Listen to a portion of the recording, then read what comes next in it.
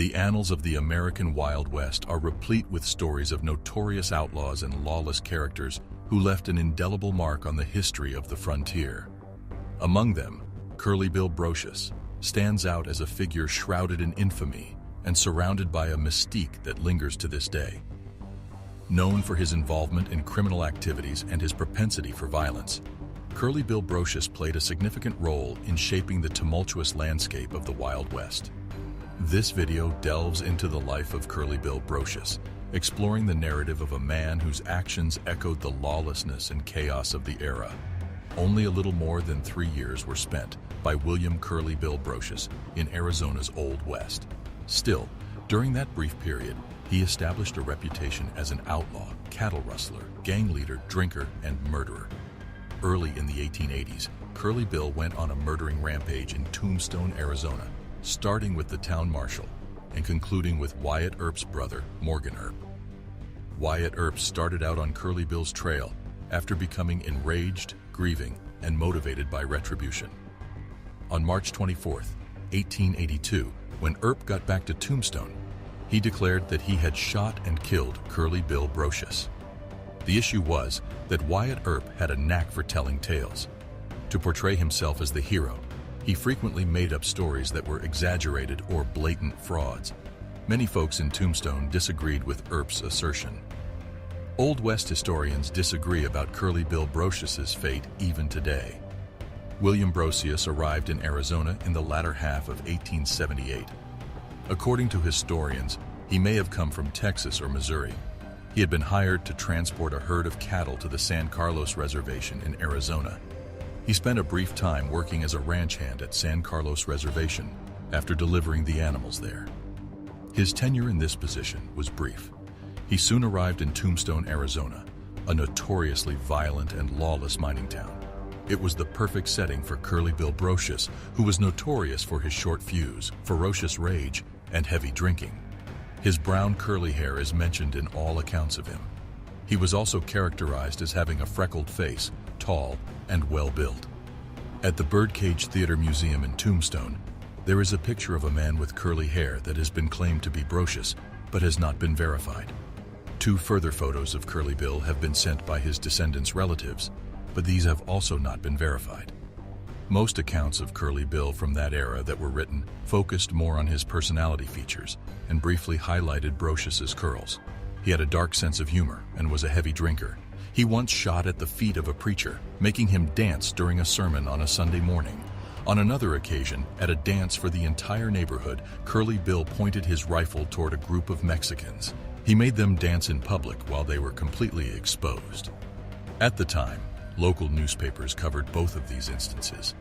On the evening of October 28, 1880, a very inebriated Curly Bill and many of his equally drunk friends were firing their pistols into the air in an alley. To end the chaos, Fred White, Tombstone's first town marshal, arrived on the scene. In a nearby bar, Deputy Sheriff Wyatt Earp heard the disturbance. Later, according to Earp, Marshal White told Curly Bill, "Give me your pistol." White was struck by the bullet from his weapon as he handed it to him. From behind, Earp grabbed Brocius and wrestled him to the ground. He immediately detained Curly Bill and accused him of murder. Marshal White did not pass away right away. He was brought to a physician who attempted to treat his injuries.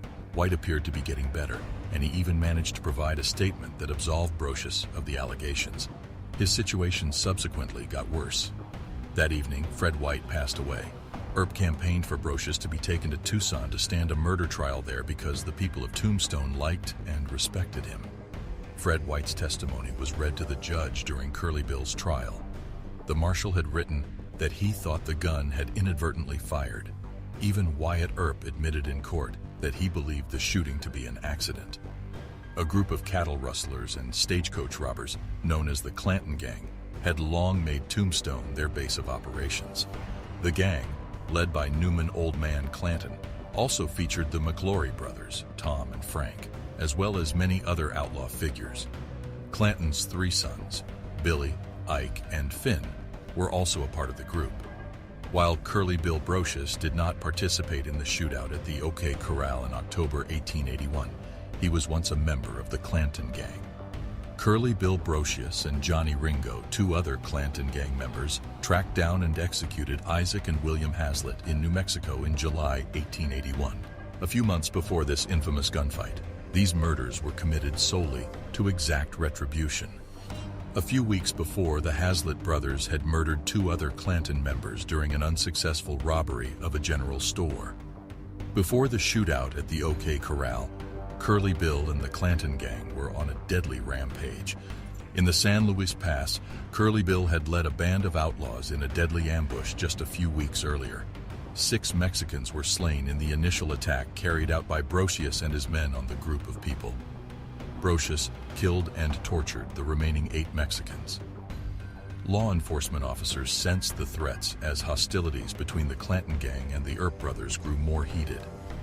At 11:30 p.m. on December 28, 1881, shots were fired as Virgil Earp was leaving a night at a nearby bar and heading back to his room at a boarding house in Tombstone. 3 assailants opened fire on Virgil Earp from within a partially completed structure across the street.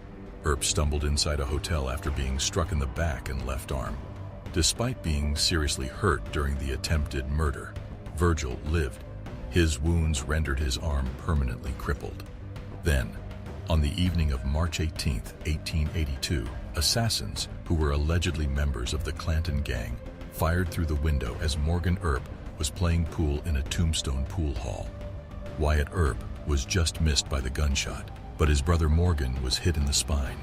The Clanton gang members were the target of a manhunt led by Wyatt Earp and his posse of lawmen. In case anyone was curious, the posse's mission was to capture and prosecute the criminals. On the other hand, Earp had seen the criminals released by dishonest judges, and he vowed to exact vigilante justice on the gang.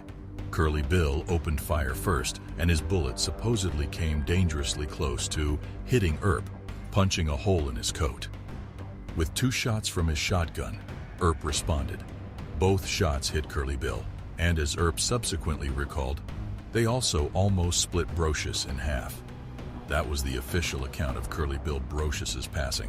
However, the veracity of the account has been questioned. Wyatt Earp had the propensity to embellish his accounts and give information that made him seem more honorable and valiant. Really, there were no witnesses to corroborate Earp's claims. The remaining gang members hid under the tree line as Earp's posse left as the gunfire began. Even today, scholars mistrust Wyatt Earp's narrative because there were skeptics of his account at the time. Wyatt Earp said Curly Bill was shot dead there, although his body was never discovered there. After the lawmen went to fetch Curly Bill's body, Earp said the Outlaws had returned to the bar. He said they stole Brocius's body and buried him in an unmarked grave along Babocamori Creek. Curly Bill's friends claimed that the conversation with Wyatt Earp never took place. They contend that Curly Bill had grown weary of the life of an outlaw. They assert that Brocius departed Arizona so he could live in tranquility and seclusion. Some claimed that Curly Bill relocated to Mexico and married a señorita there. Depending on the account you hear, other gang members advised Brocius to relocate to Texas, Colorado, or Missouri so he could live out his days with a false identity. Earp reported the Curly Bill death described in the Tombstone epitaph as a reality. Even more, the Nuggets editors offered a prize of $1,000 to anyone who could bring Brocius's body to their office. The epitaph, not to be outdone, promised $2,000 to anyone who could bring Curly Bill in alive. None of the prizes were claimed. So, did Wyatt Earp execute Curly Bill Brocius to death? The likelihood is that we will never know the answer to that query, but Curly Bill Brocius's fame and allure are further enhanced by the mystery surrounding his demise. That's all for today. Let us know your thoughts in the comments below, and don't forget to like, share, and subscribe to our channel for more videos. See you next time.